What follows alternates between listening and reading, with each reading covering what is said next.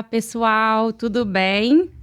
É um prazer imenso estar aqui hoje nesse espaço diferente. Eu falei para vocês nos stories que eu teria uma surpresa na live de hoje. Eu estava conversando com a minha convidada, que vocês já sabem quem é, obviamente, que é a Betina, uns minutinhos antes da gente começar. E eu falei para ela que quando eu criei a ideia de entrevistar médicos recém-formados, residentes, médicos em diferentes fases da jornada, o meu maior objetivo era inspirar a jornada de cada um de vocês. E quando eu pensei nesse objetivo, a primeira pessoa que me veio na cabeça foi ela. E eu fiquei muito feliz com o que ela me contou sobre o impacto que o R0 também teve na jornada dela. Então, para mim, é uma verdadeira felicidade estar aqui com ela hoje para a gente ter esse papo. E eu pensei, não dava para ser eu na minha casa e ela na casa dela. A gente precisava fazer uma coisa mais próxima, mais junta, porque o que a gente vai conversar aqui hoje eu tenho certeza que vai ficar para posterioridade. Então, muito obrigada pela sua presença aqui hoje. Eu realmente estou muito feliz. Fiquei o dia inteiro muito animada para a gente conversar. Eu sabia um pouco da sua história e eu tenho certeza que tem muito mais para você trazer aqui para a gente. Então, queria apresentar vocês. Eu estou aqui com a Betina, do interior de Minas Gerais, médica pela UFJF, atualmente residente de dermatologia aqui na USP, aqui em São Paulo. E passou aí vários desafios inesperados nessa jornada. E eu tenho certeza que você aprendeu muito e tem muito para compartilhar aqui com a gente. Com certeza. Muito obrigada, Betina. Obrigada, Elisa, por essa oportunidade incrível.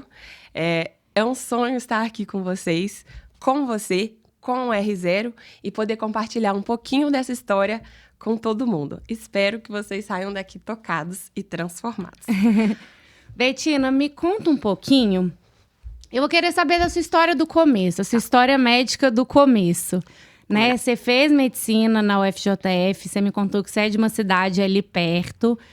Mas como que foi, assim, esse início de faculdade? Como foi a decisão pela dermato? Enfim, me conta a sua história. Ok. Bom, eu sou de Matias Barbosa, uma cidade de 15 mil habitantes, do ladinho de Juiz de Fora. O meu sonho era passar no FJF. Demorei aí uns 3 anos para passar no vestibular, não foi de primeira. Então, logo ali, acho que já começou a vida a mostrar que às vezes a gente quer uma coisa e a vida demora um pouquinho, os caminhos são um pouco tortuosos, mas no fim dá tudo certo, isso que importa. Bom, entrei na faculdade, era do time da galera do vôlei, da atlética, da bizarra, da bateria, super animada. Então, era do time da galera que estudava, levava a sério, mas também aproveitava muito a vida. Então, eu acredito que todos os processos que a gente tem que passar, até quando a gente está estudando mais, a gente pode ser feliz, trazer energia e ir pra cima. Tem que estudar, mas também dá para aproveitar o caminho. E aí, quando eu rodei na matéria de dermatologia, eu falo que foi assim, amor à primeira vista. Eu tinha uma raiz de cidade pequena, dava plantão como uma acadêmica lá na minha cidade e tinha muito aquela vontade do SUS de ser resolutiva. E eu via que a dermato, eu conseguia ser muito resolutiva se eu soubesse. Então, eu lembro que a primeira vez que eu fiz um diagnóstico de dermato era um herpes zoster. Era bater o olho, perguntar se doía, se coçava e tava ali o diagnóstico, a ciclovir. Pronto, ajudei meu paciente em 5 segundos.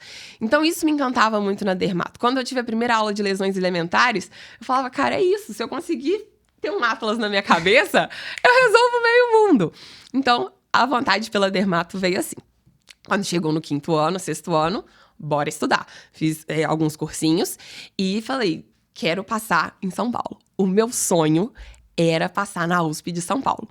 A gente estuda para todas, aonde der para passar a gente vai com tudo, mas o meu sonho lá no fundinho realmente era passar na USP de São Paulo. E aí, teve várias coisas de motivação, eu acho que se a live hoje fala sobre esse poder de motivação era uma coisa que estava sempre comigo.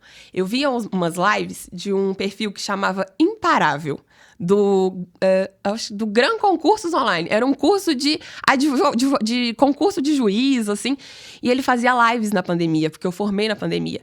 Então, acho que era todo dia, 8h45, tinha uma live. Eu parava meu estudo, via a live, que aquilo ali era, tipo, imparável. Eram histórias, era exatamente isso aqui.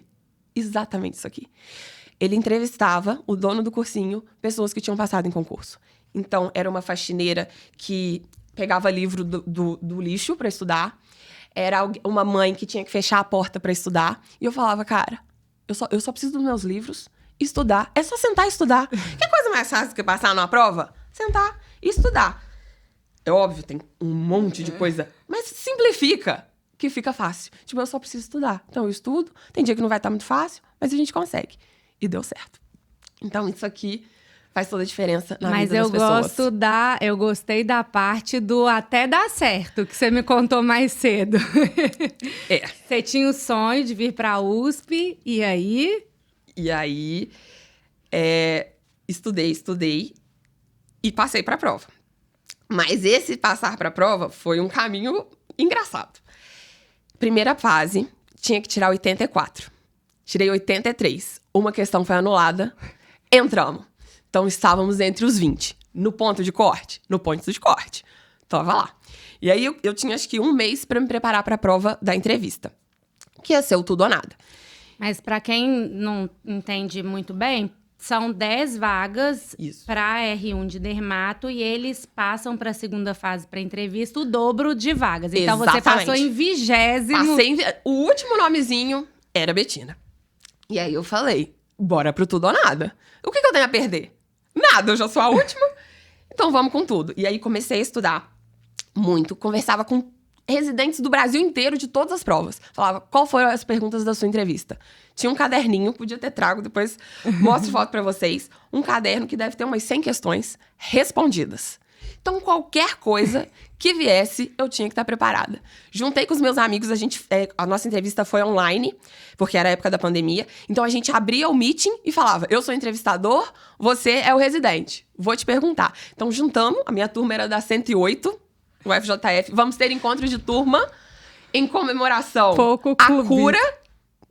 Daqui a 1 mês, a minha turma vai ter mais gente do que teve no fundo de formatura, para comemorar a cura da história que a gente vai contar daqui a pouco. Então, eu amo minha turma. E a gente se juntou, o pessoal que ia fazer entrevista em São Paulo, e fazíamos essas lives. Então, a importância de você estar junto com pessoas que estão junto com você. E a gente se ajudava. Tinha esse caderninho, e vamos treinar, e vamos estudar. Ouvi que USP era bairrista, não ia dar conta. Até a gente mesmo fala, poxa, eu venho de uma cidade pequenininha, às vezes na minha família não tem ninguém que é médico, que passou por isso, não tem alguém ali para puxar a minha mão, mas não importa, tinha amigos, tinha professores, tinham pessoas que eu nunca tinha visto, que eu mandava por Instagram, milhares de pessoas me respondiam por Instagram sem me conhecer. Minha pergunta foi essa. E aí, o que você respondeu? Respondi isso. Isso aqui eu respondi, eles não gostaram. Isso aqui, pega nisso aqui. Conversei com os residentes da instituição e, assim, tem que falar do Guilherme, que foi um menino que me passava tudo. Falava, Betty, nos meus ambulatórios é assim. O lugar que você vai vir é assim. Os chefes gostam de pessoas interessadas em pesquisa, que fazia muito sentido pra mim. Então, eu fui juntando todas essas informações e fui pra entrevista. O galo cantou no dia da entrevista, o trem passou, o carteiro apertou o interfone. Eu falei, deu tudo errado. Eles vão falar, aquela menina lá do interior de Minas, com aquele sotaque arrastado, o que ela vai vir fazer em São Paulo? O que ela vai acrescentar no nosso serviço? Mas, menina, foi isso que eles gostaram. Porque eu me entreguei. Porque eu dei tudo que eu podia e eu queria muito aquela vaga. Então, eles viram que realmente era o perfil de residente que eles esperavam. Que punha a mão na massa, que gostava de estudar, que gostava de produzir trabalho, gostava da área acadêmica. Era um conjunto. Eles estavam esperando uma pessoa que eu entreguei ser aquela pessoa. E era eu mesma. Não menti em nenhum momento na minha entrevista. Então, eu lembro que a visão que eu tinha para eu me manter motivada estudando para a entrevista era: o Mar Vermelho tinha que abrir, acho que o Mar Morto, o Mar Vermelho, tipo, igual abriu assim na Bíblia, e eu tinha que passar ali. Do 20, eu tinha que estar entre os 10. E deu certo. Não sabemos como. Tava lá dentro, e aí o mais engraçado, todo mundo podia tirar 100 na entrevista. E aí todo mundo passaria, e eu continuaria lá no 20. Mas eu falava, não importa os outros, né? Cada um aqui tem a sua história, o seu caminho, estudou pra estar aqui. Eu tenho que pensar em mim. Eu preciso tirar os 100. Se por algum motivo for pra acontecer, eles vão me dar 100 e eu vou entrar entre os 10. Ou se todo mundo tirar 100, tudo bem, eu dei o meu melhor. Era aquela sensação de assim, fiz o meu melhor. E eu tava satisfeita. Se não desse, eu sabia que eu tinha dado o meu melhor. E aí, foi a primeira nota 100 da Dermato da USP. E os outros não tiraram. Tiraram perto, 95, 97. Mas por algum mistério aí divino, veio 100. E eu consegui entrar. Então, foi a realização de um sonho estar lá dentro, no serviço que eu tinha sonhado e estudado. Então, essa é a primeira parte. E aí, enfim, vivendo a vida de uma residente dermato do interior, morando em São Paulo e vida que segue. Loucura e muito feliz. Era meu sonho morar em São Paulo. Então, sair de uma cidade pequenininha e me entregar mesmo para a cidade. Gastronomia, parque, teatro. Conheci um mundo que eu não conhecia, que eu sonhava muito. Sonhava ao ponto de ser motivação para estudar antes. Então, eu sonhava com aquela vida. Eu falei, agora que eu passei, agora eu vou aproveitar. Então, tinha plantão de R1, pegava enfermaria, caso difícil, levava fumo, errava, acertava. Mas de noite tinha um jantar legal, ia correndo em Ibirapuera. Tinha isso, então, aproveita o processo, sempre. Estuda, mas também aproveita a vida. E aí, fomos que fomos, veio o R3. E aí, Eita, gente, minha Siri começou a falar, Quer desculpa. E aí, curiosamente, então eu vou falar para as pessoas entenderem. Há um ano atrás, dia 29 de julho, eu tive o diagnóstico de uma leucemia. Uma leucemia mieloide aguda. Então, esse foi o diagnóstico. E aí, resuminho de um mês pré-leucemia. Mais ou menos em fevereiro, na verdade, eu enviei um trabalho para o Congresso Mundial de Dermatologia, que era o meu sonho ir. Falei, poxa, lá eu vou poder conhecer os autores dos livros que a gente estuda, pessoas que me motivam a estar na dermatologia, sempre nesse intuito. Quando você tem exemplo, inspiração, você vai. Então, lá eu pude conhecer a Bolonha, que é tipo uma fera de dermatologia, que escreve os livros. E aí, falei com o meu professor e falou, olha, temos trabalhos legais. Quer mandar? Eu falei, quero. E era justamente o grupo de linfomas cutâneos, que é a parte da oncologia da dermatologia. O meu trabalho era sobre gestantes que tinham linfomas de pele, é uma área muito específica e muito difícil dentro da dermatologia, muito rara. Saber como que eu faria o manejo do tratamento de quimioterapia, de transplante de medula óssea, né? Numa paciente com linfoma cutâneo. O linfoma ele pode evoluir, digamos, para uma leucemia no sangue. Tem, digamos, uma certa evolução, assim. Então, já era um grupo da oncologia. E aí, mandamos o trabalho como um pôster, como uma apresentação oral. E eles gostaram tanto, que eu não tinha nada na literatura. E, graças a Deus, a gente tinha um N legal de pacientes aqui. E é uma dificuldade para o médico. Como que você maneja um paciente oncológico que está gestante, se a quimioterapia é tão forte? Entra na seara do vamos ter que escolher o feto, vamos ter que escolher a mãe. Essa mãe nunca mais vai poder ser mãe, depois de uma quimioterapia, talvez. E foi muito gostoso estudar isso. E os meus chefes me apoiaram muito, meus amigos. Foi aprovado o trabalho. Só que não foi como pôster, nem como apresentação oral. Foi como palestra do congresso. Eu falei, meu Deus, eu sou só uma residente? Que não sei falar nem hi, né? Hi, bye. Não sabia. Mas falei, caiu no colo? Bora pra cima, vamos com tudo. Temos aí 3, 4 meses pra aprender inglês bom mesmo. Tinha um inglês ali ok, mas não pra dar palestra internacional. E aí meus chefes grudaram comigo. Arrumei uma professora maravilhosa, tem que falar, Bianca. Aula durante a residência, 5 horas da manhã, 10 horas da noite. De inglês. E ela tava lá comigo, firme e forte. Ela sabe mais de linfomas cutâneos do que eu. Líamos os artigos, mycosis fungoides, e eu mudava até o timbre. Os meus amigos, Betina, não precisa mudar o timbre, mas só tá saindo assim. Tem que sair no carão de algum jeito. E a gente vai. Uma das minhas chefes, que é a doutora Jade, que incrivelmente é a minha dermatologista hoje, além de ser minha chefe na residência, ela é minha dermatologista como paciente, porque ela é chefe dos linfomas cutâneos também. Eu lembro que eu apresentei para ela na véspera do congresso e ela falou assim, é o inglês mais mineirês que eu já vi. Eu falei, professora, e é isso? Ela, e é isso, a mensagem foi transmitida, você vai com seu inglês mineirês. E aí, eu lembro que o nosso titular, que é o chefe dos linfomas cutâneos também, viajou para dar palestra, foi com a gente, chamou a gente para jantar na véspera da minha palestra. E eu falei assim, professor, eu queria apresentar uma última vez pro senhor aqui, porque se tiver alguma coisa, o senhor me avisa. E ele foi um camarada e falou, Betina, pode apresentar uma mesa, a gente comendo uns caranguejos que eu nunca tinha comido lá em Singapura, o congresso foi em Singapura, eu nunca tinha saído do Brasil, já me jogaram lá pra Singapura, 36 horas de avião, mas deu tudo certo.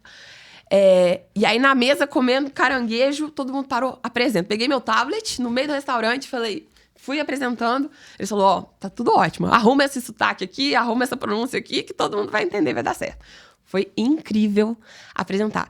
E aí, então, dia 7 de julho foi a minha apresentação no Congresso Mundial de Singapura, com esse tema de oncologia, de leucemia e de linfoma. Incrível, realização de um sonho. Quando eu saí, era uma sensação de alegria, de sonho realizado profissionalmente muito grande. Tanto profissionalmente como pessoal, de desafio.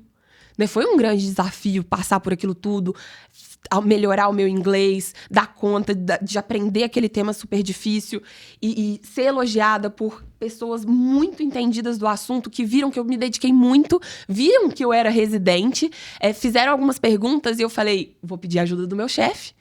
Não sei te responder essa pergunta exatamente, mas meu chefe tá aqui do meu lado e ele, com toda a maravilhosidade do mundo, pegou o microfone e olha, essa pergunta não tem resposta, não sabemos. Ou, acho que pode ir para esse lado, ou seja, ninguém sabe tudo, né?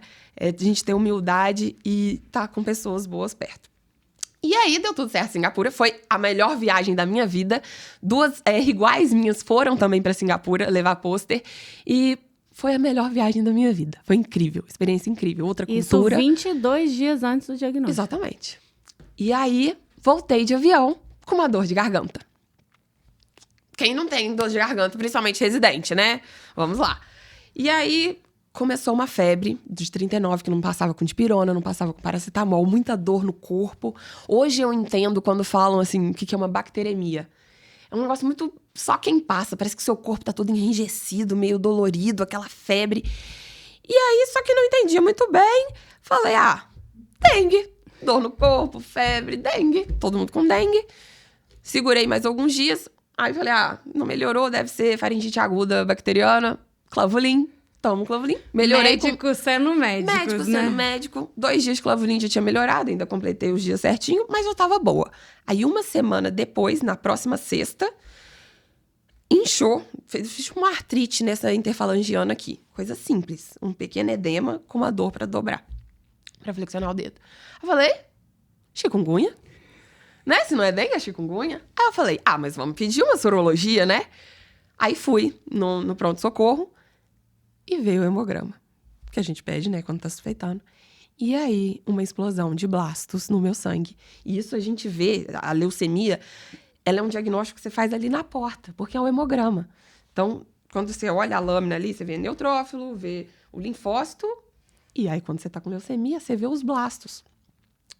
E aí, o médico falou, olha, veio umas coisas alteradas, assim, e a minha mãe tava comigo. E a minha mãe falou assim, pode falar, ela é médica. E aí, o médico falou assim, olha, você é médico, então você sabe o que significa blastos no seu sangue, né? Eu falei, sei. Aí ele falou, olha, a gente tem que confirmar, né, óbvio, aqui é possível erros, mas muito provavelmente você tá com uma leucemia. E aí, eu olhei e falei, nossa... Aí eu lembro que eu olhei pra minha mãe e falei, nossa, mãe, agora vem um chumbo quente pro nosso lado. E a minha mãe leiga falou, filha, tamo junto, o que tiver que ser feito, vai ser feito. E no caso da leucemia, aí a minha veio como o subtipo agudo, você precisa tratar pra ontem. Então, automaticamente eu já internei, você já sai do pronto-socorro internada já, pra começar a químio. É coisa assim, não tem o que esperar. Porque quanto mais... É agudo, ela está estourando. E aí, minha família abandonou tudo. Veio para São Paulo ficar comigo. Vocês estavam em Minas, né? Estávamos em Minas, mas eu morava aqui em São Paulo. E aí, a gente veio e já internei. E aí, a gente começa a entender as coisas de Deus, as coisas da vida. Eu vim me internar justamente no lugar que eu trabalhava. Que é a USP São Paulo, o ICESP, que é um hospital referência mundial em tratamento pelo SUS. O tratamento quando a gente trata no particular, é um tratamento muito caro, as medicações são muito caras. Já teve momentos das minhas medicações passarem de 10 mil reais, assim. Então, por mês. Então, tudo isso foi pelo SUS. Então, agradeço muito todo esse tratamento pelo SUS. É a importância aí da gente escolher hospitais bons quando a gente tá estudando para residência. Mesmo que você, às vezes, quer depois entrar, voltar para sua cidade pequena ou tudo. Acho que, às vezes, não depende do tamanho, do porte da cidade, mas saber que você está entrando no hospital onde você vai se formar bem e vai oferecer o melhor para o seu paciente. Acho que isso é o ponto. Oferecer o melhor para o seu paciente. Eu sabia que todos os residentes da Hemato, todos os chefes da Hemato, de todas as especialidades que cuidavam de mim, davam o seu melhor, dão o seu melhor todos os dias. E isso para o paciente, principalmente se for um paciente oncológico, é tranquilidade. É saber que você está nas mãos certas. E a gente, como médico, ainda teve esse outro desafio. Um paciente virar médico. Então, no início ali era um pouco confuso, tipo, olha, eu tô sentindo muita dor, será que é uma dissecção de aorta? Ah, meu Deus, tô fazendo TEP. Fiz trombose grave, de pegar do pique até na beiradinha da subclávia e quase ir embora. E aí você fala, será que tem que pedir algum exame a mais? Será que eu chamo o médico agora? Será que eu não tô incomodando demais? Então, também foi um desafio passar a ser paciente. Mas aprendi e eles me ensinaram e também aprenderam com isso. Então, a gente chegou num momento de estar junto, o médico com o paciente. Falou, olha, eu acho que eu tô sentindo isso. Não, então vamos investigar. Então, isso também foi um desafio bem legal. De passar como paciente, de entender.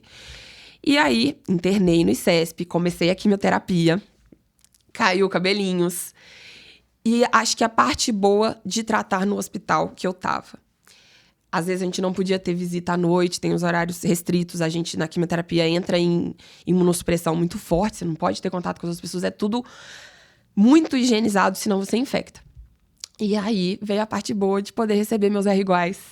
Então, minhas amigas, os meus chefes, as minhas enfermeiras, a moça da faxina, a moça da dermato, outras especialidades. Então, eu acho que para o tratamento, como paciente, você ter pessoas ao seu lado foi tudo. Porque é um pilar muito forte. Que aí você não fica preso na sua bolha, na sua dor, na sua doença. Sempre chegava alguém lá. E aí, o cabelo vai cair. Então, beleza, vamos entrar com a químio? Veio a minha amiga, vamos fazer a tricoscopia desse cabelo, pra depois a gente já saber o que a gente tem que fazer. E todo mundo animado, dando muita força, muita energia. Uma coisa que foi um grande diferencial de motivação, e eu acho que todo mundo merece ler esse livro, e eu nunca tinha lido. Um livro simples, pequenininho e bobinho. Chama Poliana. Você já viu? Poliana fez eu estar aqui. Com o Jogo do Contente. O Jogo do Contente passou a ser tudo. Não importa a situação que você tá, onde você tá. Você consegue ver a parte boa. Então, quando a Poliana descobriu o Jogo do Contente, que o pai dela ensinou pra ela, eles eram muito humildes, ganhou um presente que era uma muleta. E ela queria uma boneca. O que eu vou fazer com uma muleta, pai? Vai agradecer que você não precisa usar uma muleta. Então, tudo que eu via diante da doença, as dores, a náusea, tive experiência de pós-morte, assim, estranha. Não sei muito bem falar sobre isso, mas teve experiências difíceis. Já teve momentos dos meus pais acharem que eu tinha ido, de apagar mesmo e voltar depois de um tempo. De choro, de pedir pro médico, pelo amor de Deus, não deixa eu ir, eu tô indo. Não deixa eu ir. E ver a fragilidade que a gente é como médico diante de um paciente grave e que às vezes a gente não sabe o que fazer. Então, e aí eu como médica também sendo paciente, você fala, eu sei que ele não sabe o que ele tá fazendo agora. E aí eu falava, olha, eu sou médica também. Eu sei que você não sabe o que você tá fazendo, porque eu já tive aí também. Mas de saber que a pessoa, tô junto, vou ligar pra alguém, vou chamar alguém e vai dar tudo certo. E deu tudo certo. Então, até na correria, se acalma, que no final dá tudo certo. E aí, com Poliana, se jogamos pra cima e cabeça erguida o tempo inteiro. Então, foi 1 ano de tratamento, afastada da residência. Na verdade, deu 10 meses. Tem 3 semanas que eu voltei pro R3. Então, tá sendo incrível voltar pra residência. É incrível ser residente. Não reclamo de nada. Só agradeço. Pilha de ficha? Graças a Deus que eu não tô em casa internada. Eu estou aqui atendendo as fichas, estou com meus pacientes. É só agradecer. E aí, fiz 3 ciclos de quimioterapia e descobri, né, quando a gente faz os testes genéticos, que só a quimioterapia não era suficiente. Que eu precisaria de um transplante de medula óssea. E aí, todos meus amigos fizeram campanhas de doação de sangue. Quando a gente faz a quimio da leucemia, a gente recebe muitas bolsas de sangue. E aí, eu costumo dizer que tem mais de 50 bolsas de sangue no meu corpo de pessoas que eu nunca vi. Que saíram de casa num dia de trabalho, né, que eu vou lá doar sangue pra alguém, nem me conheciam, e foram lá fazer isso. Então, e salvaram vidas, salvaram a minha e de mais 1 milhão de pessoas. Então, a importância de doar sangue. De 3 em 3 meses, corre lá no Hemocentro e doa, porque você tá salvando alguém. E não é só alguém, você tá salvando a família de alguém. Você tá salvando um círculo de pessoas, de alguém que tá lutando pela vida. E a segunda coisa é o cadastro da medula óssea. Então, eu precisei de um transplante de medula óssea. Graças a Deus, eu tenho uma iluminada que me salvou, que é minha irmã, que se chama Betânia. Então, é Betina e Betânia, a dupla sertaneja. Eu não sabia que era Betânia. É Betina e Betânia. Meu pai queria uma dupla sertaneja, ganhou uma dupla de doadora e receptora de medula óssea. E aí, Betânia veio simplesmente um clone, sem pôr e nem tirar nada. O máximo de perfeição. São 25% de chance de um irmão ser compatível 100%. 50% mais ou menos de ser haploidêntico, que é 50%, e 25% dele não ter uma compatibilidade. Os transplantes geralmente acontecem acima de 50%. Qual que é o lance aqui? Quanto mais compatível, menos a doença do enxerto versus pedeiro, que você tem depois de um transplante. Que também é uma coisa grave. Então, a gente acha que é só o transplante. Não, o pós-transplante, ele é tão delicado quanto. Porque se a medula ou o órgão ficar reagindo, você perde o órgão.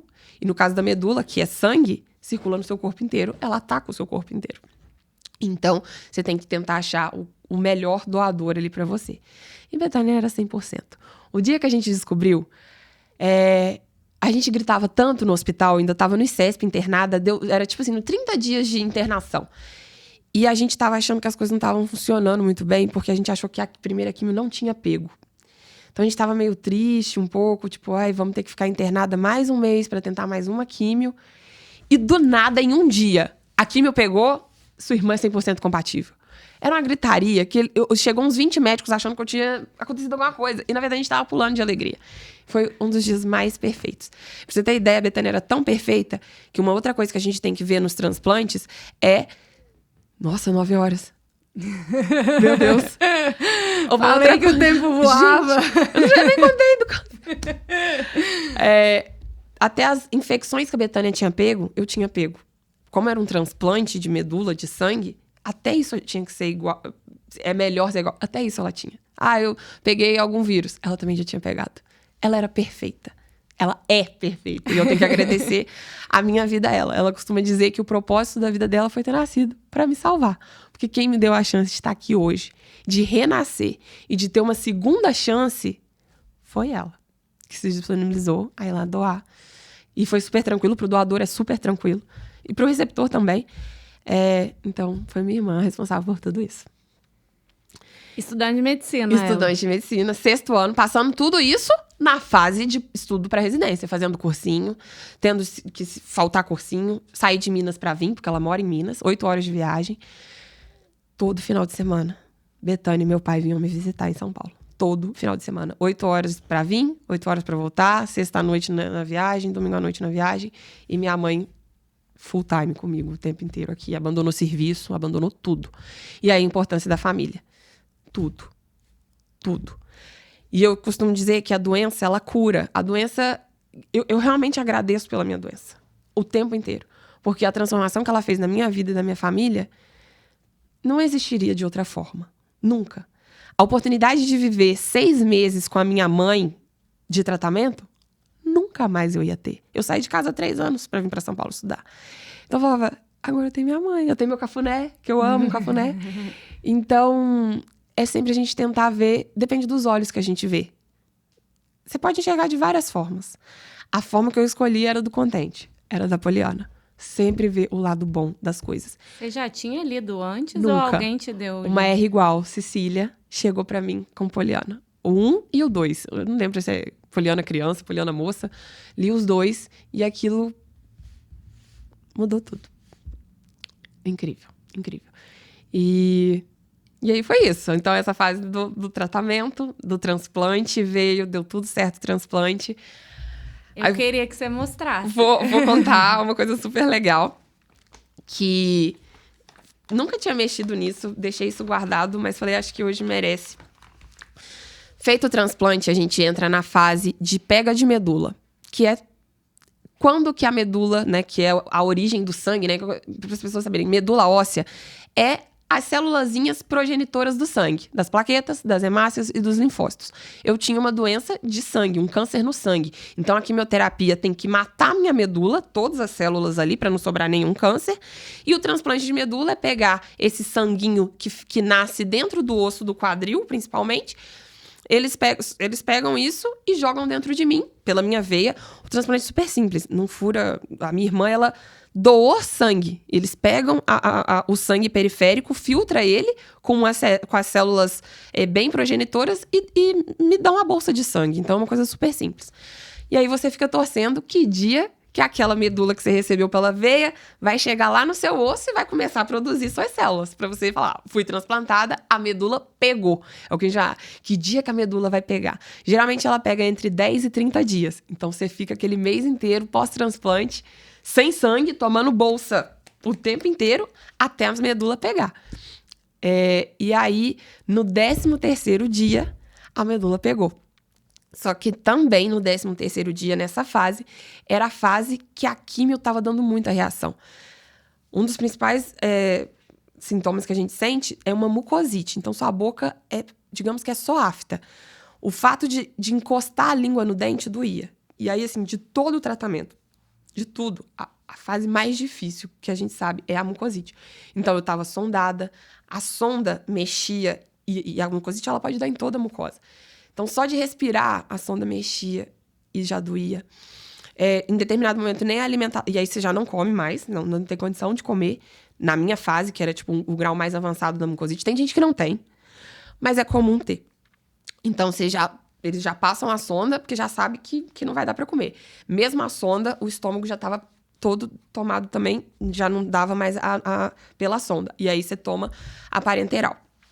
E aí... É tanta dor na boca que você para de falar. Não dá pra falar.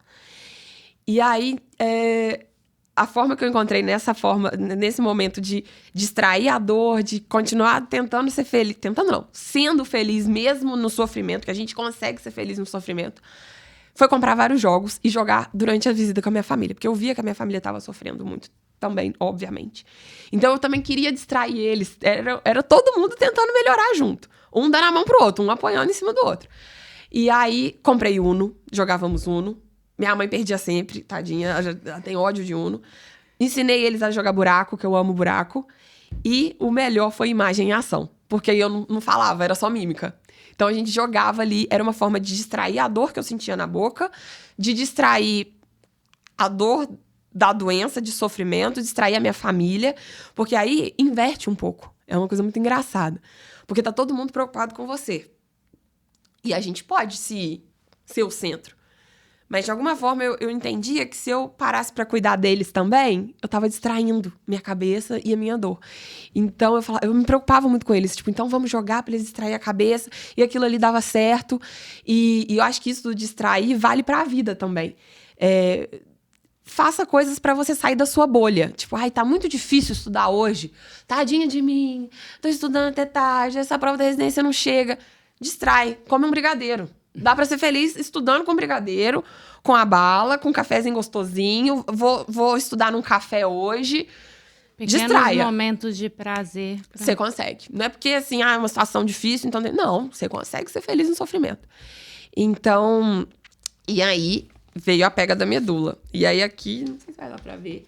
Tem exatamente, a gente escreveu, tipo, 1, 2, 3, 4... a gente vai contando D+1, D+2, D+3, até o dia que vai pegar. E aí, a minha pegou exatamente no D+13. Só que nessa fase, eu não tava conseguindo falar. Então, quando os enfermeiros me contaram de manhã, olha, Os exames vieram bons. A medula tá pegando. Isso foi, 8 horas da manhã. Então, a gente já tinha comemorado entre a gente. E a visita dos meus pais era às 14 horas. E aí, eu lembro que eles chegaram. Era uma fase mais difícil, assim. Tava bem delimitada, bem acamada mesmo. Não conseguia tomar banho sozinha. Me carregavam no colo pra tomar banho. Escovava dente pra mim. Era tudo na cama. Porque tava em anemia, tava tudo baixo, né? E aí, eu peguei a folha e escrevi: a medula começou a pegar hoje. E aí escrevi isso, como eu não conseguia falar, e dei pro... Acho que foi minha mãe que tava do meu lado, assim. E aí eu lembro que ela pegou, assim, ela não entendeu nada. Tipo, o que ela tá escrevendo? Porque eu sempre escrevia. Isso aqui é uma folha de exames que eu ficava escrevendo, como eu não conseguia falar. Quando ela leu isso aqui, eu acho que eu não... Até então, acho que eu não tinha entendido o que as pessoas estavam passando junto comigo ou o que era a situação. Eu vi que ela olhou assim, é como se tivesse parado, e aí eu peguei e falei, dá pro meu pai, dá pro meu pai. Aí ele pegou, e a minha mãe já chorando. Aí o meu pai pegou, aí ele também não acreditou. Eu só vi, assim, o meu pai levantando, a minha mãe levantando, e eles tendo um abraço de choro, como se, assim, lavou a alma. A gente costuma falar durante... todos os momentos era chuva de bênçãos. Uma frase muito típica nossa era chuva de bênçãos. As coisas estão dando certo, chuva de bênçãos. As coisas estão dando errado, chuva de bênçãos. Chuva de bênçãos. Então, acho que foi aquele momento. É como se fosse chuva de bênçãos. Eu vi eles falando, graças a Deus, estamos de volta. A Betina tá de volta no jogo. Deu. Pegou. Betânia. É aí que eu já falo. O meu nome não é Betina mais. É Beti Betânia. Metade de mim é Betânia, metade de mim é Betina.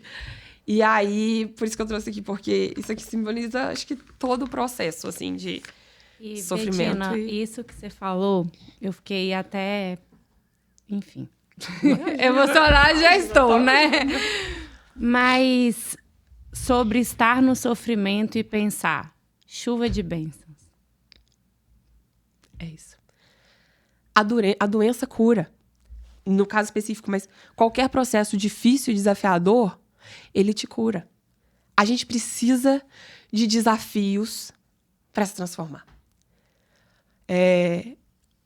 Antes eu reclamava do trânsito, eu reclamava da chuva, reclamava da pilha de ficha, reclamava que eu pedi o anel branco, chegou o anel azul, pedi a comida sem açúcar, sem sal e veio com sal, a cebola veio errada.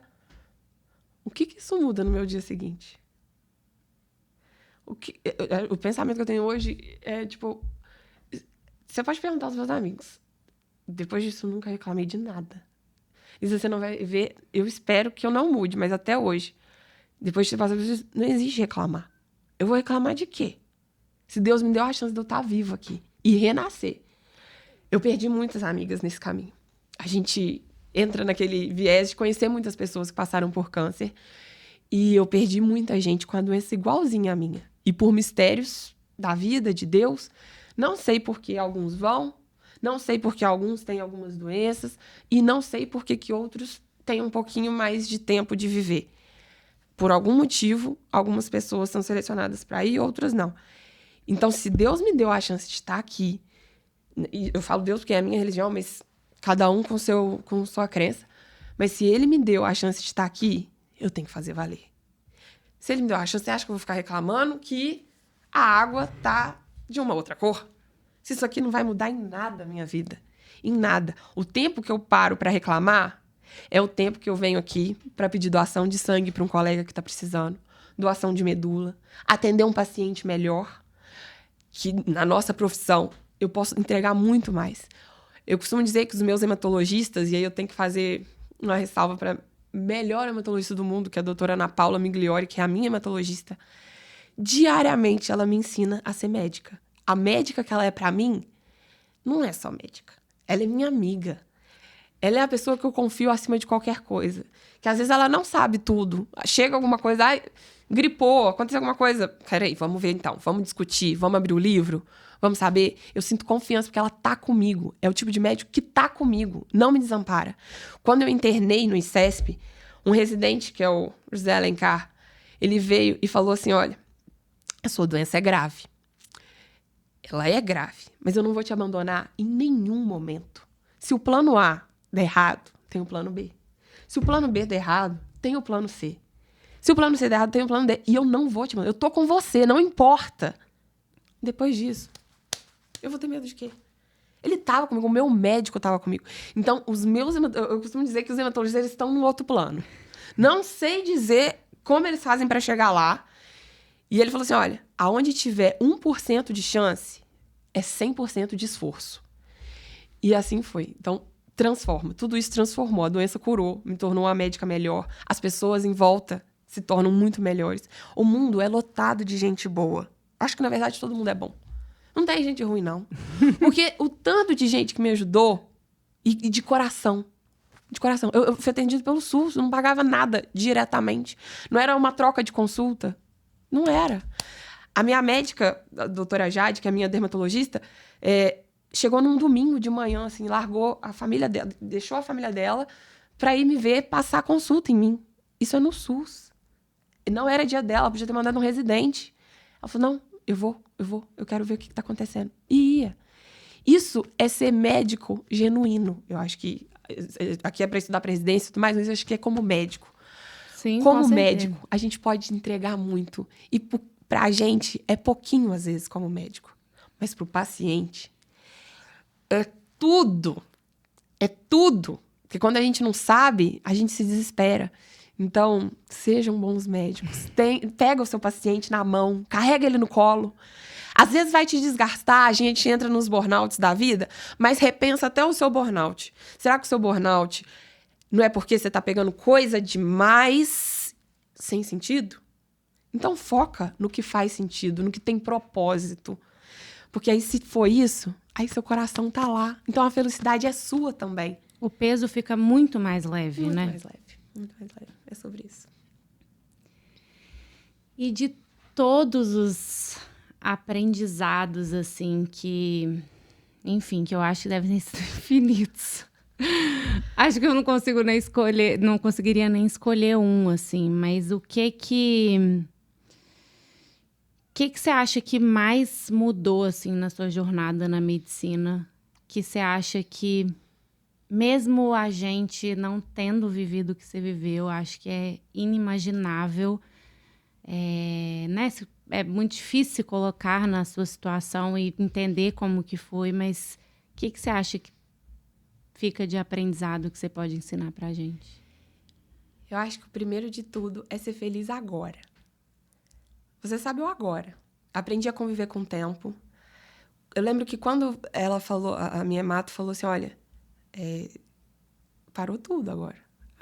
Aí eu tenho um trabalho para apresentar. Eu tinha um trabalho em Miami, que era o sonho da minha vida, em novembro. E isso foi em julho. Aí eu falei, mas e o meu trabalho que eu tô estudando?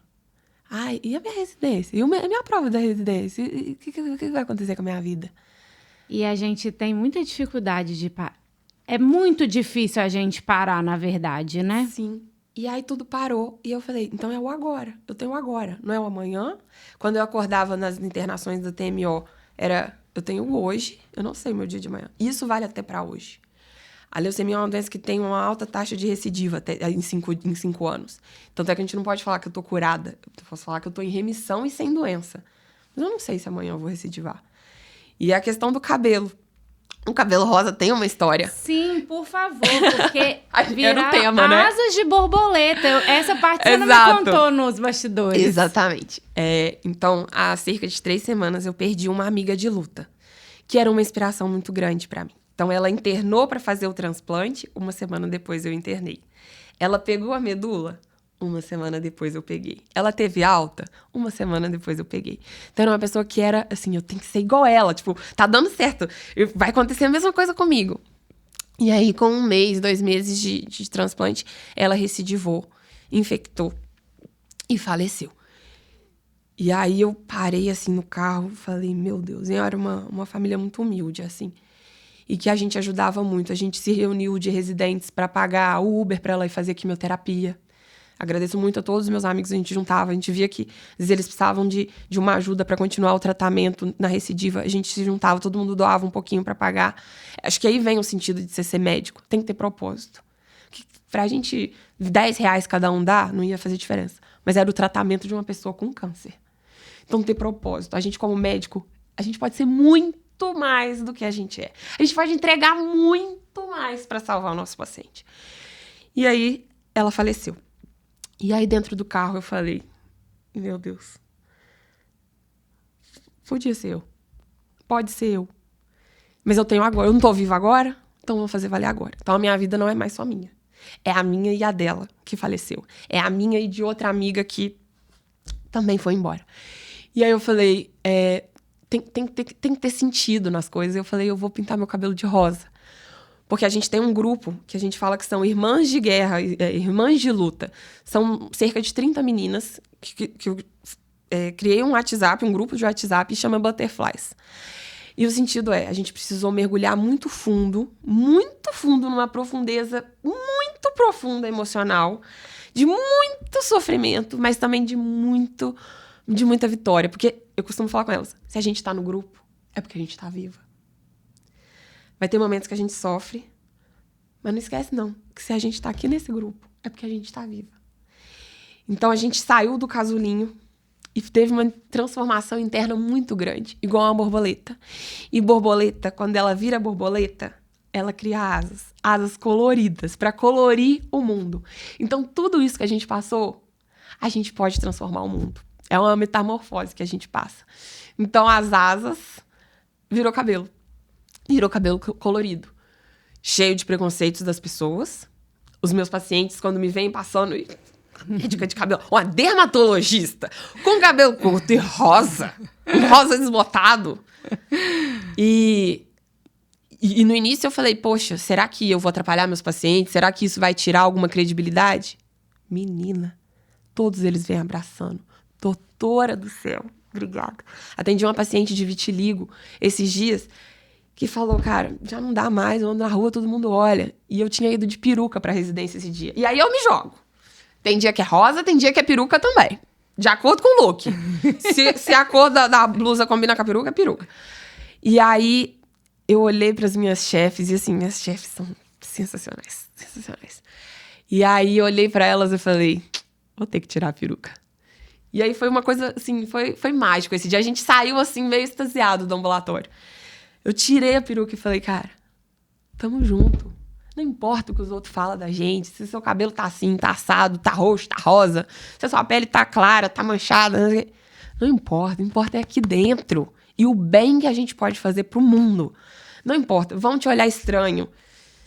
Às vezes você vai lá dar uma palavra pra essa pessoa, você transforma ela. Às vezes a pessoa vê e não enxerga e não é tocada. E tudo bem, você fez sua parte. Mas... então, é ajudar os outros. Eu acho que o grande propósito de tudo isso é enxergar propósito na minha vida. E o meu propósito de vida hoje é ajudar as pessoas. Ajudar. Seja como paciente, como amiga, unir pessoas. Minha família se tornou muito mais unida. Até famílias de longe. Consegui reunir primos do Brasil inteiro nesse final de semana. Coisa que nunca tinha acontecido. Todo mundo pegou avião, pegou ônibus e juntou. Vamos reunir minha turma de faculdade 4 anos depois, com mais gente do que no fundo de formatura. Então, acho que é sobre isso, você unir pessoas, ter propósito, trazer felicidade genuína, pura. Não é sobre dinheiro, não é sobre... é também, assim, né? A gente tem que sobreviver e tudo, mas o sentido da vida, ele tem que ser gostoso lá de dentro, ele tem que ter força. Isso vale para estudo. Entendeu? Se você quer estudar, quer passar numa residência, quer motivação para ir para cima, sua motivação não pode ser só passar numa prova. A sua motivação é se tornar uma pessoa melhor, um médico bom, para salvar vidas. Igual quando a gente passou lá no vestibular. Quando perguntava pra gente lá atrás, eu quero ser médico. Eu quero salvar vidas. Isso se perde. Mas volta. É ajudar. Eu recebi um áudio esse final de semana de uma paciente agradecendo que ela tinha voltado a comer melhor, porque ela não comia. Ela tinha uma condição que atrapalhava ela comer e que eu tive pelo GVHD, que é a doença do enxerto via hospedeiro, que muda paladar, muda tudo, a gente não sente gosto, enfim. E aí essa paciente, a gente fez o tratamento dela e ela simplesmente falou, eu consegui comer um bolo de brownie. Cara, eu não preciso de mais nada, não. O resto é resto. Tamo junto. Ser médico é maravilhoso. É sobre isso. E, Betina, acho que a gente já tá caminhando para os finalmente, mas assim, você me contou uma coisa que eu fiquei pensando, porque eu realmente, você me perguntou, Lisa, você lembra desse dia? E eu lembrei.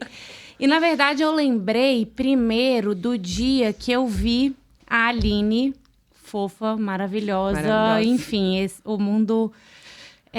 enfim, são as coincidências da vida e a Aline ser sua amiga. E eu comecei a te seguir, te acompanhar pela Aline, que foi uma amiga querida que surgiu pelo R0. Então, assim...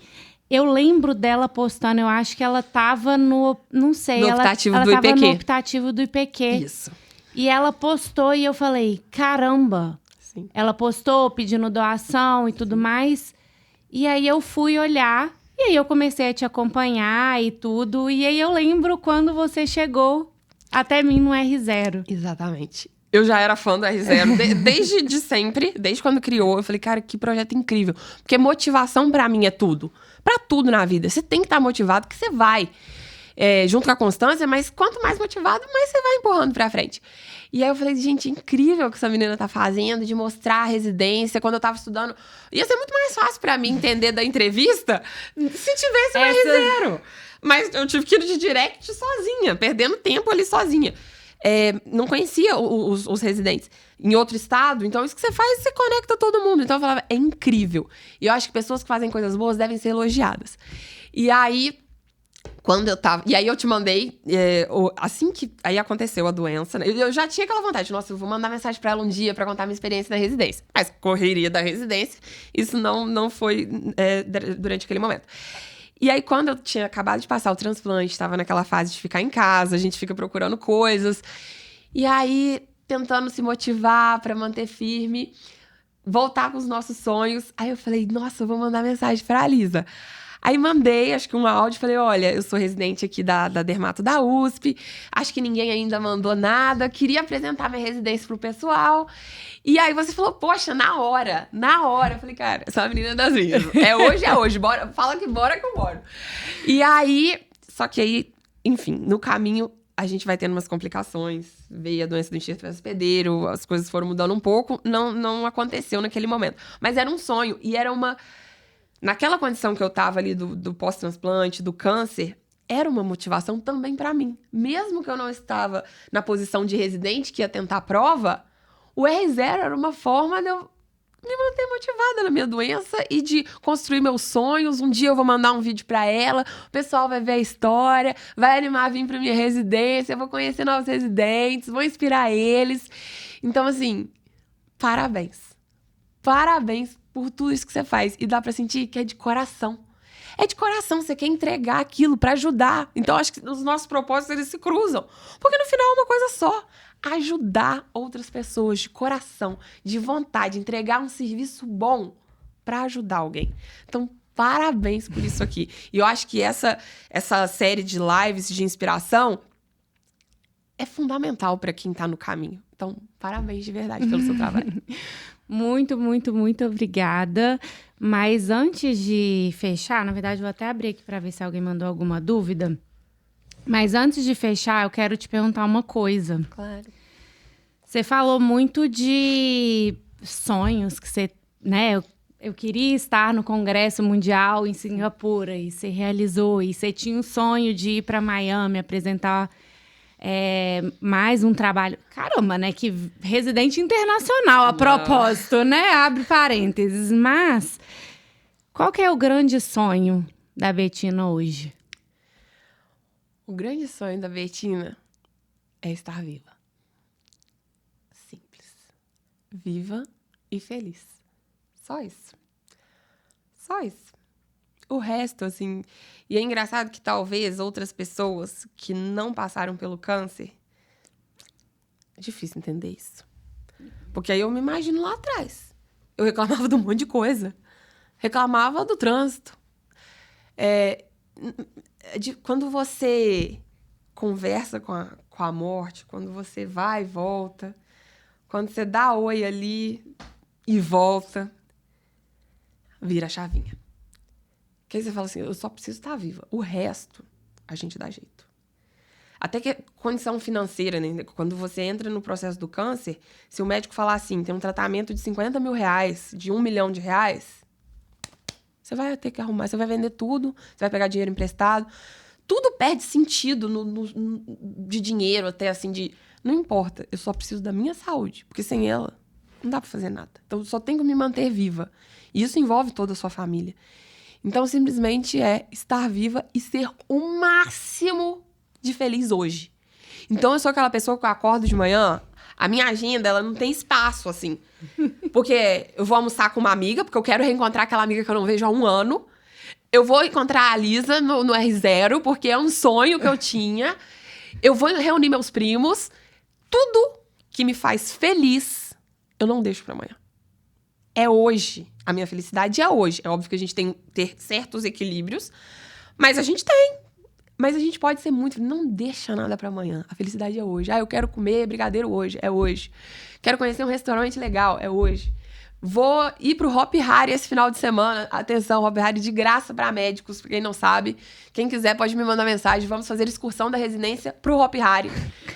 É isso! Por que eu vou deixar o Hopi Hari pro ano que vem? Entendeu? É agora a felicidade. E a felicidade de você realizar o que você quer. Tipo, é sobre isso. A vida é sobre isso. É momentos gostosos, com pessoas boas junto com você. É genuíno. É fácil. É fácil ser fácil. É fácil ser feliz. A gente sabe onde está a nossa felicidade. Só que às vezes a gente dá atenção para os outros, aí a gente se perde. O que os outros esperam da gente. Se eu fosse dar atenção para os outros, eu não tava com esse cabelo. Eu não tinha ressignificado várias coisas e ajudado outras meninas que estão com câncer. Porque isso daqui também é ajuda para quem tá passando. Porque eu tinha uma amiga que pintava de louro e falava, caraca, quero ser igual a Bia. É uma amiga minha que também é transplantada. Cara, mesmo ali, tô sofrendo. Nossa, mas a oportunidade de eu pintar meu cabelo de louro, curtinho, de rosa. E a Bia também pintou de rosa agora. Então, assim, dá sentido pras coisas. Dê sentido. E é genuíno, não tenha medo. Tipo, eu vou pra residência de cabelo rosa? Sim, eu vou pra residência de cabelo rosa. E eu vou de saia rosa pra combinar. Eu vou pôr um arquinho. Nossa, eu vou lá na Shopee comprar o arquinho pra eu colocar com cabelo rosa. É isso, tipo, pequenas coisas trazem uma explosão de felicidade. Eu adorei isso. É muito fácil ser feliz. É muito fácil ser feliz. A gente complica o fácil. Total. Total. Meu Deus! Caramba! Betina, não tem, assim, palavras mesmo pra te agradecer. Assim, foi 2 segundos pra eu falar anima e você responder animo. Bora. Não teve nenhum impedimento, nenhuma dificuldade, nada. E assim, o que você passou, o que você faz hoje, as lições que você trouxe e a sua disponibilidade em compartilhar esses aprendizados, isso não tem valor mesmo. Muito obrigada.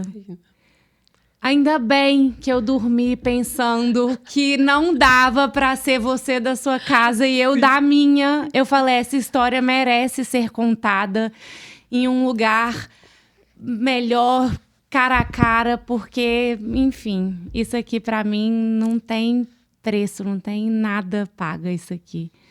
Então, muito obrigada mesmo.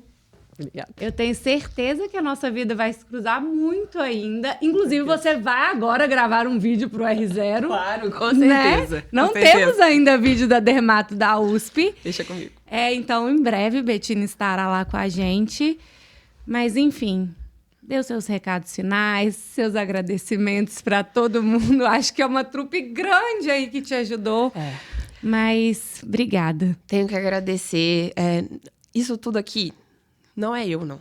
Tem 1 milhão de pessoas aqui atrás. Apareceram fadas madrinhas. Eu descobri uma vizinha que é transplantada, que eu morava no meu prédio há 3 anos. E na véspera da químio, carequinha, sentada tomando ar pra entender o que era um transplante, ela passou e falou, não, vou ter que voltar. E quando ela voltou, ela falou, eu sou transplantada há 15 anos. Eu falei, não é possível. Porque eu não sabia o que me esperava. Falei, será que as pessoas vivem depois de um transplante? E aí ela fala, olha só, tenho 15 anos de transplante. Renata, você é minha fada madrinha. Eu falo isso pra ela todo dia. O mundo começa a te mandar pessoas. A minha amiga que dividia apartamento comigo, a Sofia, virou mãe da minha mãe, filha da minha mãe, dava plantão loucamente de ginecologia e obstetrícia. e chegava no ICESP meia-noite e ficava comigo até 3 horas da manhã e para operar 6 horas da manhã no outro dia. Trocava plantão para dormir comigo e com a minha mãe em casa o dia que eu não estava muito bem. Então as pessoas são boas. E eu tenho que agradecer todas as pessoas, todos os amigos que ligavam, que estavam preocupados, familiares. Isso aqui não sou eu, não. Tem muita gente. Tem sangue de outras pessoas, tem medulinha de Betânia e tem energia de um mundão, inclusive sua e do R0 aqui. Então, doem sangue, cadastrem a medula óssea. Vocês podem salvar pessoas mesmo. Eu perdi amigas que não acharam doadores. Isso não pode acontecer.